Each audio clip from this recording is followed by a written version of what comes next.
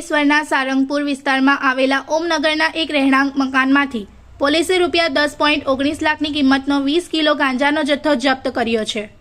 આ મામલે એક મહિલા આરોપીની ધરપકડ કરવામાં આવી છે।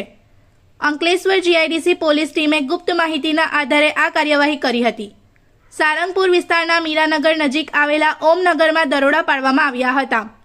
પોલીસના દરોડા દરમિયાન મકાનમાંથી 20 કિલો ગાંજાનો જથ્થો મળી આવ્યો હતો, જેની બજાર કિંમત ₹10.19 લાખ આંકવામાં આવી છે। તપાસમાં સામે આવ્યું છે કે આ ગાંજાની નાની નાની પડીકીઓ બનાવી છૂટક વેચાણ કરવામાં આવતું હતું। આ મામલે ગાંજાનો વેપાર ચલાવતી જ્યોતિ મંડલ નામની મહિલાની ધરપકડ કરવામાં આવી છે। પ્રાથમિક તપાસમાં ખુલાસો થયો છે કે ગાંજાનો આ જથ્થો મૂળ બિહારના મિથુન મંડલ દ્વારા મોકલવામાં આવતો હતો। મિથુન મંડલ હાલ ફરાર છે અને પોલીસે તેને વોન્ટેડ જાહેર કર્યો છે। પોલીસે જપ્ત કરાયેલા ગાંજા અંગે કાયદેસરની કાર્યવાહી હાથ ધરી છે અને સમગ્ર નેટવર્ક સુધી પહોंचवा માટે વધુ તપાસ શરૂ કરી છે।